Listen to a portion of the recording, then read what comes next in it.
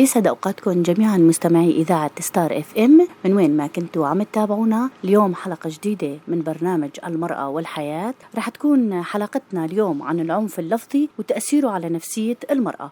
ضيفتنا لهي الحلقة هي الآنسة رانيا محمد، رح تحكي لنا وتعرفنا على العنف النفسي وتأثيراته السلبية والإيجابية على المرأة. بداية أهلا وسهلا فيكي آنسة رانيا. أهلا وسهلا فيكم وشكرا كتير لكم أتحطوا لنا بصراحة هاي الفرصة الحلوة من خلال راديو ستار اف ام وخاصة برنامج المرأة والحياة. بصراحة يعني من خلال هذا العنوان للبرنامج أنه المرأة حياة، بصراحة لأنه هي المرأة بتشمل الحياة كاملة. بشكركم لاستضافتي لهاي الحلقة. شكرا كتير لك. تعرفينا عن العنف اللفظي وتأثيراته أستاذة رانيا؟ هلا بداية أنا حابة يعني من خلالكم ومن خلال برنامجكم من خلال الراديو للمتابعين والمتابعات لراديو ستار اف ام أنه أعرف بشكل عام عن العنف. شو هو العنف؟ له أنواع كتيرة بيندرج من ضمنه هاي النوع اللي هلا أنت طرحتي هذا الموضوع اللي كتير مهم بصراحة، هو العنف اللفظي، تأثيراته على الجانب والناحية النفسية للمرأة بشكل عام. هلأ العنف بيجي هو أي نوع كان من أنواع العنف، سواء كان الجسدي، سواء كان اللفظي، سواء كان حتى الجنسي للمرأة، يعني كلها بتندرج ضمن العنف الممارس منذ القديم على المرأة. كون المرأة هي الحياة، فهي العنف اللي عم يمارس ضد المرأة من خلال الذهنية الذكورية، من خلال الفكر القومي، من خلال الفكر الدولاتي على المرأة، لحتى يحبطوا من معنوياتها، لحتى يشيلوا من قيمتها، لحتى يعملوها كأداة وين ما بدهم يمشوا هاي المرأة على كيفهم، يعني أو يحجموا دورها الاجتماعي والاقتصادي والسياسي من خلال هذا الضغط اللي بيمارسوه اجتماعيا واقتصاديا عليها. تفضلي كملي حضرتك. تماما. يعني النقطة اللي ذكرتيها كمان كتير مهمة، انه يحجموا دور المرأة لحتى المرأة تقتنع بواقع انه انا اليوم فقط زوجة، فقط أم لتربية الأولاد، يعني يعني عبيدة للمجتمع بشكل عام. يعني فالعنف اللفظي هذا العنف اللي ما بيكون ظاهر بصراحة. هلا العنف الجسدي بيكون ظاهر لما المرأة بتكون متواجدة ببيتها، سواء كانت بنت، يعني العنف اللي عم يمارس عليها جسديا من خلال الأب، من خلال الأم، أحيانا من خلال الأخوة الموجودين بالبيت، بيكون ظاهر على الجسد، فبيبين يعني له تأثيرات سلبية كتيرة، له حتى على النفسية، حتى على جسد المرأة، التشوهات اللي عم تصير. أما العنف اللفظي المانو ظاهر للأعيان، الناس اللي ما عم تشوف هذا العنف، والمرأة يعني دخلت بواقع أنه عم تتقبل هذا الموضوع، يعني وكأنه ما عم تشوفه أنه هذا كمان نوع من أنواع العنف السلبي اللي مارس بحقها، وكمان تعايشت معه، يعني في مرحلة من المراحل تعايشت معه. ولكن أتصور بهاي المرحلة الجديدة نوعا ما المرأة صارت تعرف ما هو لها وما هو عليها. تفضلي كملي حضرتك. تماما. هلأ العنف اللفظي بصراحة وكل لفظ سلبي، لفظ يخدش مشاعر كرامة الإنسان بشكل عام والمرأة بشكل خاص. ليش؟ لأنه ممارس على المرأة منذ القديم. اليوم العنف هذا اللي ما عم يكون ظاهر، قديش له تأثيرات سلبية على نفسية المرأة، على تكوين المرأة، على الأسرة اللي هي عم تنتمي إلى المرأة، على المجتمع بشكل عام. المرأة اللي يمارس عليها العنف اللفظي بتكون أصلا مرأة معنفة، فهي المرأة المعنفة بتمارس هذا العنف على الجيل اللي بعده. يعني الألفاظ السلبية اللي تمارس ضد المرأة، سواء كان بيخدش المشاعر من ناحية الشكل، نعتها، يعني صفتها بالمرأة مثلا الغير جميلة أو القبيحة أو الشريرة مثلا، هي كلها بتأثر سلبيا على نفسية المرأة، بتخليها محبطة تماما. هاي المرأة ما بيكون لها قدرة أنه حتى إذا اطلعت على نفسها ما بيكون عندها هاي القوة، هاي الإرادة لحتى تثبت وجودها، لأنه اليوم وسابقا المرأة كانت تنجرح من خلال شكلها، لأنه كانوا بيطلعوا على المرأة فقط هي شكل جمالي. فاليوم لما مارسوا هذا العنف اللفظي بنعت المرأة بصفاتها الجسدية السلبية، طبعا السلبية، النعت بتجي بمعنى الصفة السلبية للإنسان. يعني فاليوم لما مارسوا هذا اللفظ الشكلي على المرأة. المرأة صارت تفكر إنه لازم مشان هذا المجتمع، مشان هذا الذهنية الذكورية، مشان حتى الذهنية الرأسمالية تهتم بشكلها لحتى ما يتوجه لها كلمة لفظية سلبية من الناحية الشكلية. أما من الناحية المشاعر، خدش المشاعر يعني اليوم لما كمان بيندهوا بالمرأة بأسماء غير لبقة، يعني بيقولوا لها مثلا أنت فقط اليوم أنه أنت زوجة، ما لك حق بأي شيء، لا أنت شريكة لهذا البيت، لا أنت شريكة لهذا الزوج. فهون المرأة بعقل الباطن بتآمن خلاص أنه أنا اليوم ما لي حق بهذا البيت اللي عم أعيش فيه، سواء كنت بنت عند عائلتي أو سواء كنت زوجة بمملكتي يعني. فهاي الألفاظ كلياتها بتكون سلبية على نفسية المرأة. المرأة لما ما بتعرف هاي الحقيقة بهاي الكلمات وهي المعاني اللي عم تنطرح لها بتضعف من شخصيتها بصراحة. اليوم كمان في كتير ألفاظ غير محترمة يعني تتوجه للبنت الموجودة بالبيت، تتوجه للمرأة الموجودة ببيتها. فهي كلها بتأثر سلبا على نفسيتها، بتأثر سلبا حتى على تصرفاتها.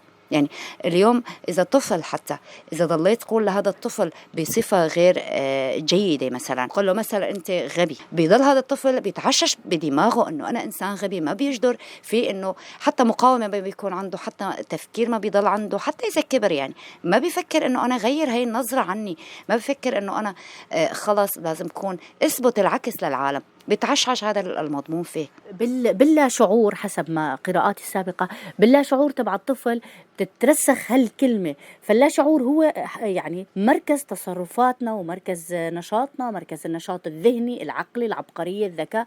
بالعكس إذا نحن حتى بالمدارس لاحظت كذا شغلة، هي إذا طفل بالمدرسة أو طفلة بالمدرسة قلتي لها أنه أنت ذكية وأنت شاطرة، بتصير اوتوماتيكيا شاطرة، رغم أنه بجوز يكون مستواها التعليمي كان وسط أو دون الوسط. تماما. فهذا بينطبق يعني على المرأة. يعني المرأة اليوم البنت مثلا إذا توجه لها كلام، طبعا العفو يمكن في كلمات ما فينا نذكرها بشكل مباشر ضمن البرنامج، مثلا أنت إنسانة غير ناجحة، أنه أنت إنسانة فاشلة، أنت مرأة لا تصلحين للبيت، أنت مرأة غير قادرة مثلا أنه تعملي أي شيء، مالك أي دور، مالك أي واجب، حرمانة من حقوقها هاي من خلال اللفظ. مثلا اليوم لما بقول للمرأة أو البنت الموجودة بالبيت أنه أنت إنسانة فاشل، هاي المرأة ما رح تفكر أنه تتقدم بحياتها أو مثلا كمل دراستها، حتى يعني بيضل تأثيرها النفسي لمدة سنوات كتير كبيرة لحتى المرأة تقدر تتخلص من هاي المفاهيم اللي والكلمات اللي دائما بتردد على مسامعها. مثلا اليوم بنقول لمرأة بالبيت يتوجه لها حكي طبعا من الذهنيات الذكورية. لما بحكي عن ذهنيات الذكورية ما بشمل الرجال كلياتهم، في ذهنيات ذكورية، في عادات وتقاليد تعصبية بتخلي إنه الرجل يفرض سيطرته على المرأة، يعنف المرأة من خلال الحكي. مثلا المرأة اليوم المتزوجة كلياتنا بنعرف بتكون شايلة هم بيت كامل، هم تربية الأولاد، هم أنه واجبات الزوج، أهل الزوج، أهله، واجبات الشخصية. الزوج لما بيجي هو بيشتغل شغلة واحدة برا، لما بيجي بيقوم بالعنف اللفظي على هاي المرأة أنه أنت زوجة فاشلة مثلا. هذا بيخلي المرأة أنه نفسيا تكون تعبانة كتير. وهذا النقطة الكتير مهمة اللي بنحكي عنها، أنه الجانب النفسي والغير ملاحظ، يعني غير ملاحظ للناس اللي حوالينا. يعني تلاقي أن المرأة صارت إنسانة عصبية، صارت إنسانة ما بتحب الحياة، صارت إنسانة مجرد آلة. كمان بتكبر بالعمر، بتكبر بالعمر بسرعة المرأة اللي بتسمع ألفاظ دائما بذيئة وبتهينها وبتهين كرامتها. بالإضافة ممكن تتطرقين على موضوع إنه هل ألفاظ هي تؤثر على مناعة المرأة باللا شعور، تؤثر على مناعتها وقد تسبب لها بعض الأمراض كسرطان الثدي حسب قراءاتي أحيانا. يعني هلا موضوع التأثيرات النفسية، كل الأمراض اللي عم نحكي عنها اليوم واللي عم تظهر اليوم، الأمراض أغلبها بتكون نفسية بتنتقل للجسدية، والعكس صحيح. اليوم الإنسان إذا كانت نفسيته منيحة شو ما كان مرضه بيتغلب على المرض الجسدي. إذا أساس المشاكل الجسدية هو النفسي، تأثيره كتير مهم طبعا اليوم المرأة إذا دائما توجه لها حكي سيء رح يضعف من مناعتها أكيد، وتكون أكثر عرضة بصراحة للإصابة بأمراض تانية، عدا أنه موضوع الشيخوخة المبكرة، عدا موضوع أنه عدم الاهتمام بنفسها، عدم حبها للحياة. مجرد الإنسان إذا ما حب الحياة ما بيحب نفسه، بيكون إنسان يعني عايش مجرد العيش وينتظر الموت وعم يموت ببطء داخليا بصراحة. كمان في نقطة بحب نوه عليها اللي هي خلينا نحكي هيك باللغة المفهومة. ضمن جسم أي إنسان في جيوش، هاي الجيوش خلينا نقول هي جيوش المناعة عندها اللي بتدافع عنا عن صحتها إلى آخره. فأنا هاي الجيوش أثناء سماع الألفاظ البذيئة السيئة التي تهين كرامتها، تهينها شكليا وجسديا وإنسانيا وتقلل من قيمتها اجتماعيا، هاي الجيوش بتضعف مع على مدار الأيام والسنين وهيك. وهالشي منلاحظه مثلا كتير من العوائل، منلاحظ مثلا الزلمة ببين شاب حلو ما أحلاه ولساته عم يضوي، والمرأة ختيرت أهرمت، هالإيدين هالملامح الخارجية هالأمراض اللي ما بتحل عنا. خلينا نقول كمان كلها تأثيرات نفسية على فيزيولوجية المرأة بشكل عام، الفيزيولوجية الخارجية والنفسية والداخلية، وكذلك تسبب لها تكون مناعتها ضعيفة، مو تسبب لها، تكون مناعتها ضعيفة بتلقط المرض بسرعة، لأنه يعني مثل ما نوهتي حضرتك ما بتحب الحياة، خلص في شيء بخاطرها انكسر. دائما نحن بنقول النفس هو مرآة القلب، فقد أنا ما بدلع المرأة وبسمعها كلام حلو، أو البنت بسمعها كلام حلو، بتضوي بتشرق بتنتج اجتماعيا وبتنتج اقتصاديا. والعكس صحيح. أنا إذا ضليت سمعها كلام مو حلو بهينا، بقلل من قيمتها، بقلل من احترامها، بقلل، فهي بتكبر بالعمر. هاي الشغلات هاي كانت موجودة بس سابقا أكتر بكتير من هلا. هلا بتصور المرأة صارت تعرف حقوقها، تدافع عن حالها، بتعرف كيف تحصن حالها من هذا العنف الجسدي والمرأة والنفسي عفوا. رغم أنه لهلا في بعض وخلينا نقول نسبة معينة لا زالوا يعانون من العنف الجسدي واللفظي وإلى آخره. تماما. لأنه مثل ما حكيتي أنه النفس أو الوجه هو مرآة للقلب، هذا بيأثر يعني بشكل كتير كبير ظاهرة العنف اللفظي ومدى تأثيره على الشكل الخارجي للمرأة هو كتير كبير. يعني ملامح الحزن، الإنسان لما بيفكر إنه اليوم توجه لي كلمة سيئة، ليش توجهت لي هاي الكلمة بدون حق؟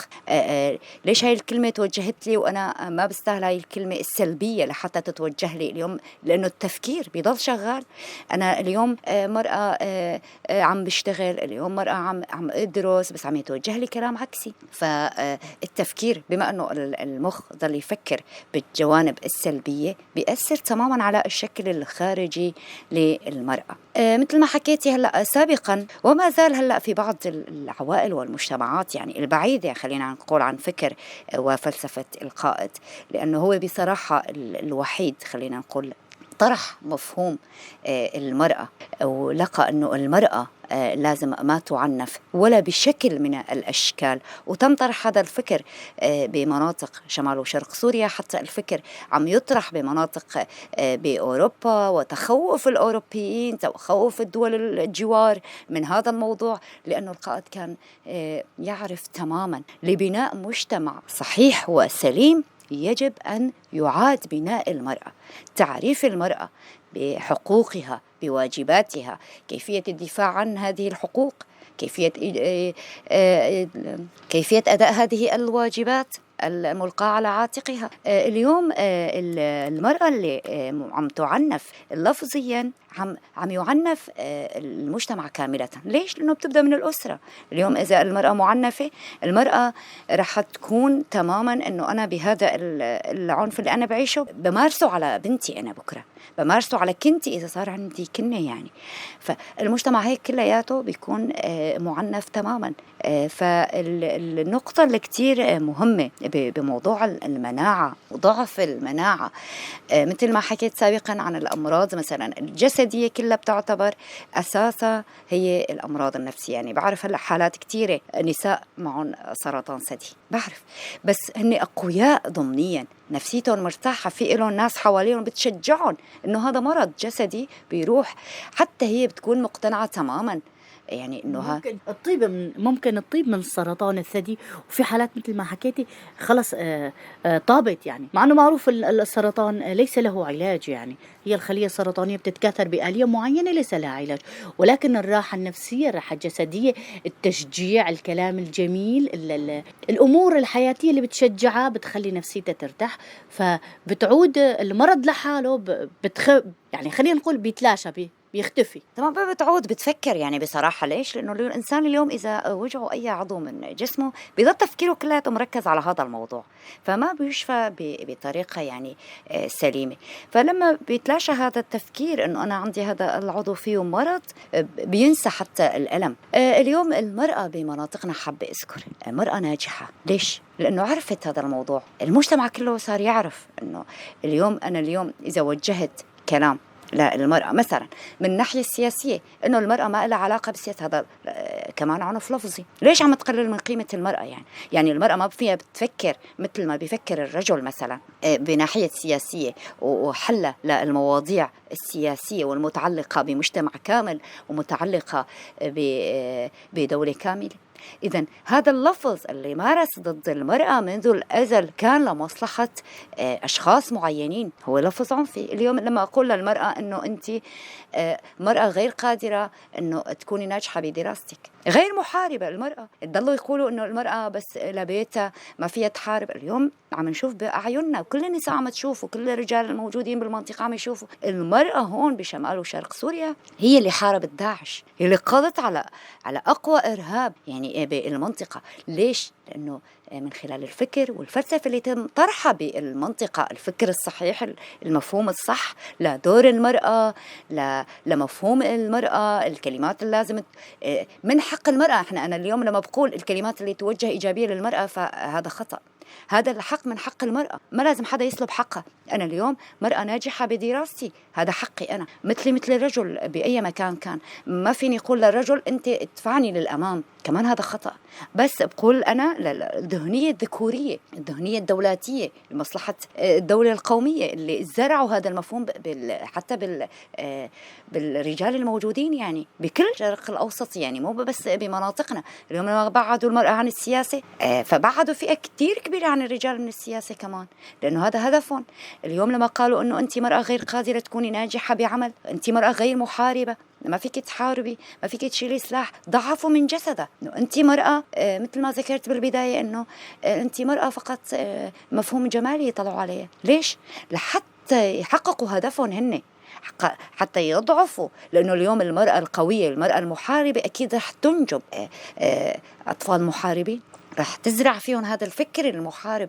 اليوم باخد حقي أنا بإيدي. فمفهوم اللي تم طرحه بالمنطقة بصراحة مفهوم كتير قوي ومفهوم جدا صحيح. حتى يعني المجتمعات، الأسر الموجودة تخلصت يعني من هذا الموضوع، صاروا يعرفوا أنه هاي المرأة لها حق العمل، لها حق الدراسة، لها حق أنه تشارك بالمواضيع السياسية، لها حق اليوم ببيتها بمملكتها ممارسة حق الطبيعي، لحتى يكون مجتمع سليم وصحيح وخالي من الأمراض النفسية. لأنه موضوعنا اليوم كتير حساس، هو التأثير اللفظي والسلبي على نفسية المرأة. اليوم إذا نفسية المرأة كانت تعبانة المجتمع كاملا بيكون تعبان. ليش؟ الأسرة هو مجتمع صغير، خلية صغيرة، الأسرة خلية صغيرة من مجتمع كامل.